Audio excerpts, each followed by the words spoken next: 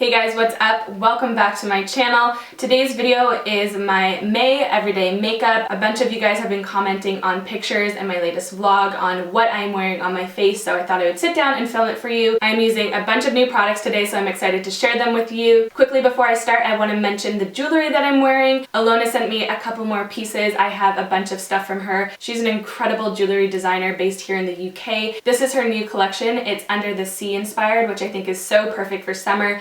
I picked out the rose gold color just because I think it's a bit warmer and it goes with a nice suntan and glowy skin. These earrings are so cute. I'm obsessed with them. They definitely give a little bit of interest to your ear. And even the rings, this seashell one is super cute and it's adjustable so it can fit different fingers. She also sent me this ring in rose gold as well. It's also adjustable. All of her pieces are so detailed and beautiful and feminine. I highly suggest checking her out. I will link all of her information down below in the description box. Thank you, Alona, for sending me these pieces. I am obsessed with them. And let's get started with this video.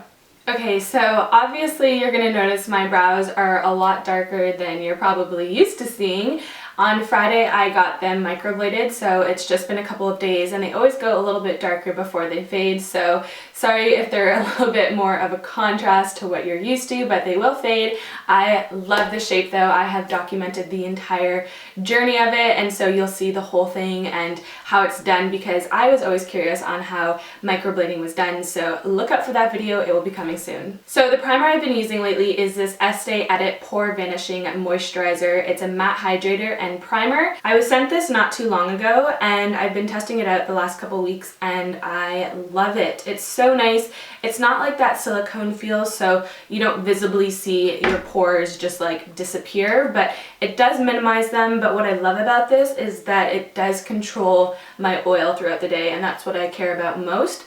So I have been loving using this, plus it smells really good. For foundation, I'm using the Estee Lauder Double Wear in Light. This is the shade 3, although I should probably mix some 2 into it because it's a little bit tan for me, but we're gonna make it work. And I'm just using it on this Loud L3 brush. It's just like a flat buffing brush. This foundation is really nice. It's more on the light medium side, but you can definitely build it up if you want to. It just gives a really nice skin-like finish.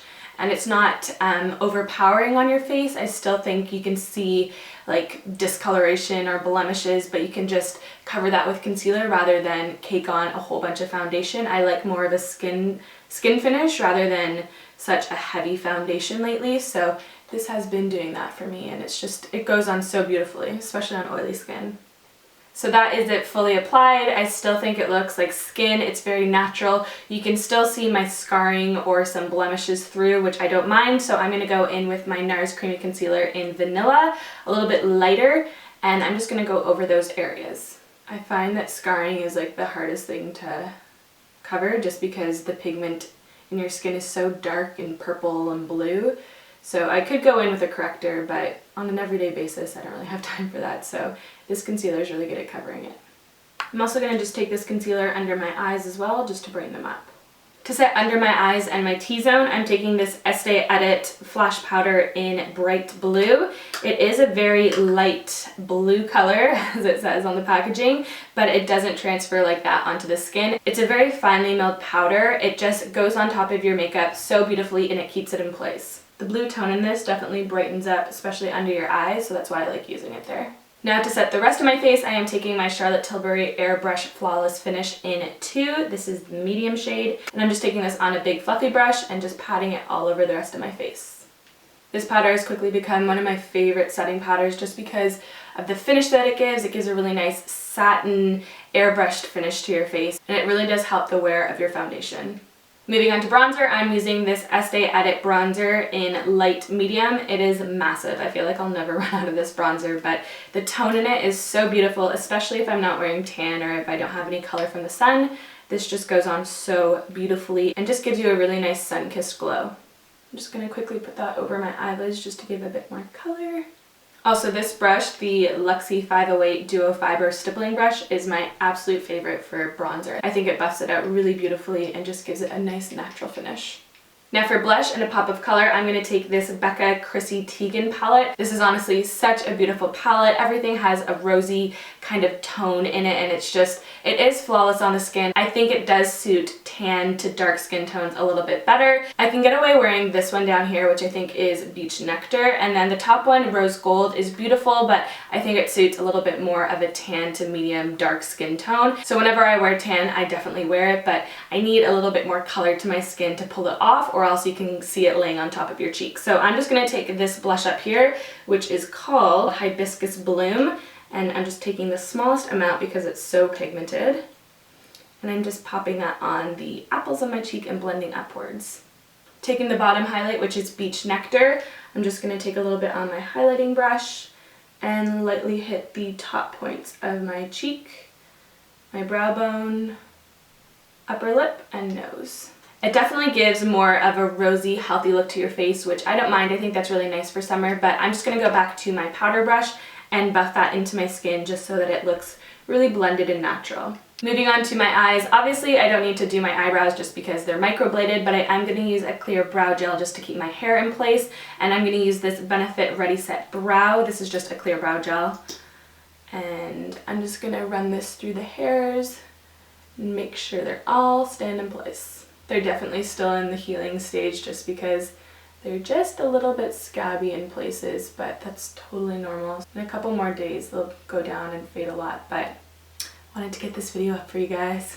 I also on the weekend got my lashes tinted by Benefit. They drove up in this massive pink decked out Benefit Range Rover to my mother-in-law's house, and they did all of our lashes. They tinted them for us, so as you can tell they look a little bit darker than usual, which is nice for a no makeup day. But for mascara, you guys have been noticing how amazing my lashes have been looking. Like, they look so long with this mascara. I can't get over it. It definitely is one of my favorite mascaras by far. I haven't used one like this in such a long time. It is the Estee Edit, the Edgiest Up and Out Double Mascara. So it looks like this. There's two sides to it. There's a volume side and a lift side. So I'm going to start off with the volume side, and this brush just looks like your normal mascara brush. So I'm going to do a quick coat of this. I've used a bunch of amazing mascaras, but then halfway through the day I have it all over my lid up here, and it's so annoying. So that's kind of how I judge a mascara. Obviously I want it to give lift and volume to my lashes, but I also don't want it to transfer because I would have more of a hooded brow, like it comes down a lot and it hits my lashes. So if it doesn't transfer and it gives my lashes a false lash effect, then I'm in.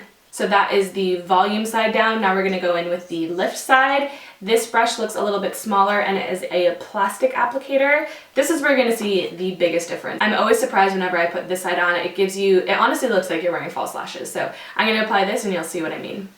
I mean, one coat of each side of this mascara and this is what you're getting. Yeah, I'm in. So to brighten my eyes just a little bit, I'm taking this Glossier highlighting stick in Quartz, and I'm just using my ring finger and popping this in the inner corner of my eye. Alright, moving on to lips. To outline my lips and give a little bit more definition, I am taking this OFRA lip liner in Spicy, and then in the center I'm just dabbing this Estee Edit color in Sunday Vibe. Now to make sure this stays in place all day, I'm using my Pixi Makeup Fixing Mist, and this stuff smells incredible. It is so good and it keeps your makeup on all day. So that is it for the makeup that I've been wearing this past month. I hope you guys enjoyed. Don't forget to like, share, and subscribe, and I'll see you guys in my next video. Bye!